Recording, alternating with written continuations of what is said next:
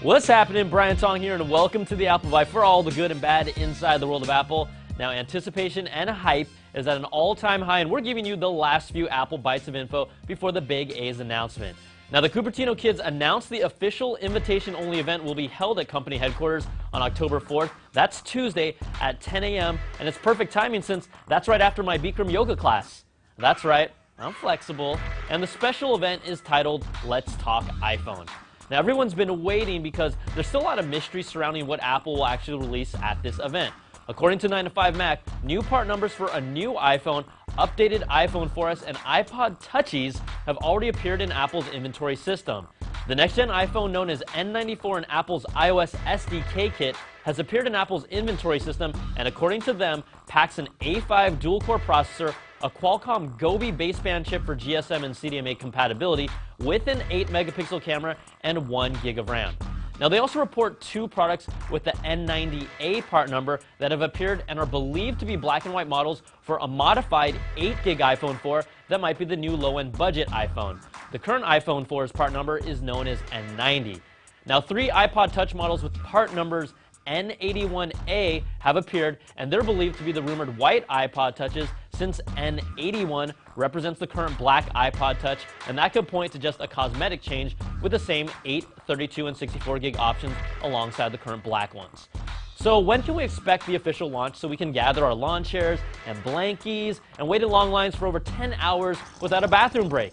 Well, according to Boy Genius Report, AT&T employees have been blocked from taking any vacations during the first 2 weeks of October. Earlier this month, it was reported Sprint was doing the same. At the time of the show, the launch date is still up in the air, and none of my retail contacts have been notified of any official blackout period. Now, as we get closer, what other features might we expect in the next iPhone?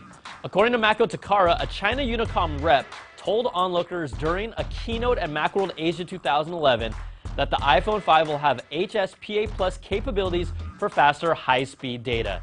Now, he also included this slide just to make sure people were paying attention. China Unicom was the first carrier to have the iPhone 4, so you've got to be wondering what that guy was smoking to publicly announce that. Probably the same thing that AT&T in the US has been smoking since they've been marketing HSPA Plus as 4G all this time. Now, other revelations from 9to5Mac point to the biggest new feature in the next-gen iPhone called Assistant. It's the next evolution of voice control and based on their acquisition of the Siri Assistant.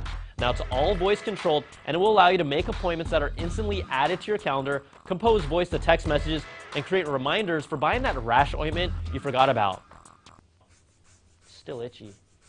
Now, the Assistant will also be able to ask you questions for more details, just like a conversation, and if this is true, I won't need friends anymore.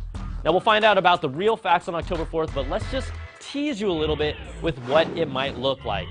The team at BenMAT decided to do what no one else would and built a prototype iPhone 5 based on the CAD designs, case leaks, and mock-ups of the rumored, and let me remind you, non-existent iPhone 5. Now, look at how dramatically he reveals it. Dude, stop staring at me like that. And I'm still impressed, but awkwardly blown away by watching an Asian guy really fluent in German. Und von dem iPhone-Channel BenM auf giga.de. Now, the prototype was machined from a solid block of aluminum and treated with glass pearls. It even features the teardrop design, and honestly, that looks real nice, but I might as well have made a Loch Ness Monster out of a sandwich. And if you're wondering, do people really care about this phone? All this hype, are people really going to make the switch?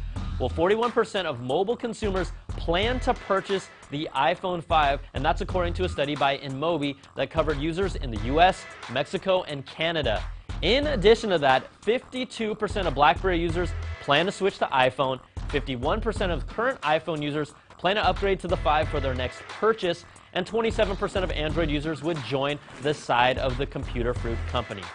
Now, also, 50% of all those people surveyed are planning to upgrade within the next 6 months, and those numbers are scary. But it's Apple that might be a little scared after Amazon rocked the tech world with their Kindle Fire announcement that's sure to change the tablet game. The Kindle Fire is a 7-inch LCD screen tablet that's based on the RIM Playbooks design. It will run Amazon's own custom UI on top of Android. There's no webcam or microphone or 3G, but you know what? It doesn't matter because it's $199. Amazon is one of the few companies that has the content library with movies, music, books, and magazines to support a content consumption device like the tablet, and although it's not directly competing with the iPad, it instantly elevated itself to the best Android tablet. And what's the general consumer going to do this holiday season when they look at an iPad for $499 or a Kindle Fire for $199? It will be a very interesting holiday to see how it plays out, but kudos to Kindle, and it'll only get more interesting when they release future hardware and a larger tablet. All right, that's going to do it for this week's show, but we'll find out all the new goodies Apple is dropping on us on next week's show. Email us at theapplebite@cnet.com with your reactions to Apple's announcements. I'm Brian Tong. We'll catch you guys next time for another bite of the Apple.